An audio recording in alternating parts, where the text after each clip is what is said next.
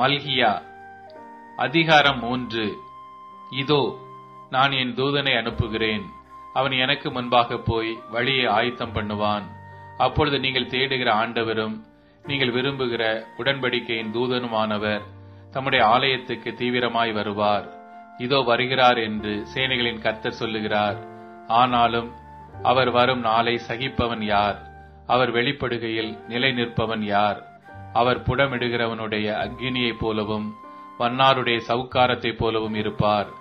அவர் உட்கார்ந்து வெள்ளியை புடமிட்டு சுத்திகரித்துக் கொண்டிருப்பார்.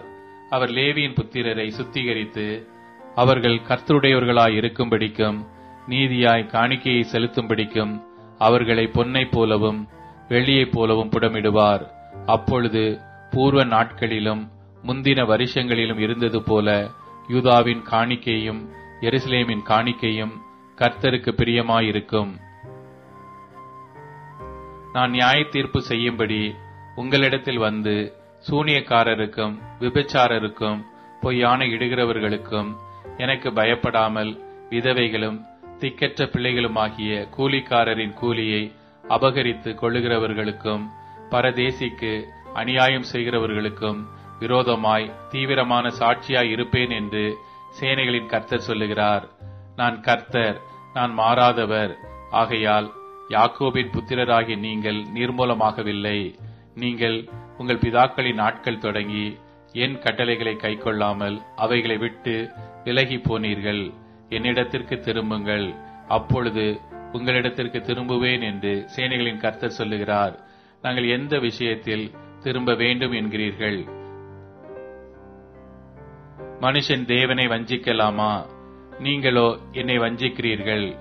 எதிலே உம்மை வஞ்சித்தோம் என்கிறீர்கள்? தசம பாகத்திலும் காணிக்கையிலும் தானே. நீங்கள் சபிக்கப்பட்டவர்கள். ஜனத்தாராகிய நீங்கள் எல்லாரும் என்னை வஞ்சித்தீர்கள்.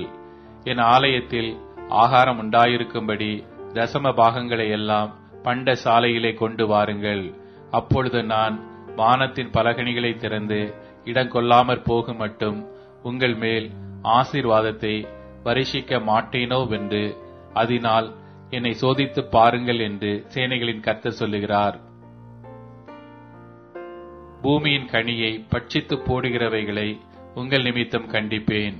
அவைகள் உங்கள் நிலத்தின் பலனை அளிப்பதில்லை. வெளியில் உள்ள திராட்சை கொடி பலமில்லாமற் போவதுமில்லை என்று சேனைகளின் கர்த்தர் சொல்லுகிறார். அப்பொழுது எல்லா ஜாதிகளும் உங்களை பாக்கியவான்கள் என்பார்கள்.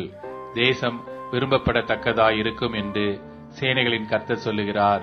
நீங்கள் எனக்கு விரோதமாய் பேசின பேச்சுக்கள் கடினமாய் இருக்கிறது என்று கர்த்தர் சொல்லுகிறார்.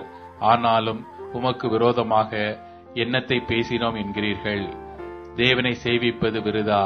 அவருடைய கட்டளைகளை கை கொள்ளுகிறதினாலும் சேனைகளின் கர்த்தருக்கு முன்பாக துக்கித்து நடக்கிறதினாலும் என்ன பிரயோஜனம்? இப்போதும் அகங்காரிகளை பாக்கியவான்கள் என்கிறோம். தீமை செய்கிறவர்கள் திடப்படுகிறார்கள். அவர்கள் தேவனை பரீட்சை பார்த்தாலும் விடுவிக்கப்படுகிறார்களே என்று சொல்லுகிறீர்கள். அப்பொழுது கர்த்தருக்கு பயந்தவர்கள் ஒருவரோடொருவர் பேசிக் கொள்வார்கள். கர்த்தர் கவனித்து கேட்பார். கர்த்தருக்கு பயந்தவர்களுக்காகவும் அவருடைய நாமத்தை தியானிக்கிறவர்களுக்காகவும் ஞாபக புஸ்தகம் ஒன்று அவருக்கு முன்பாக எழுதப்பட்டிருக்கிறது. என் சம்பத்தை நான் சேர்க்கும் அந்நாளிலே அவர்கள் என்னுடையவர்களாய் இருப்பார்கள் என்று சேனைகளின் கர்த்தர் சொல்லுகிறார். ஒரு மனுஷன் தனக்கு ஊழியம் செய்கிற தன்னுடைய குமாரனை கடாட்சிக்கிறது போல நான் அவர்களை கடாட்சிப்பேன்.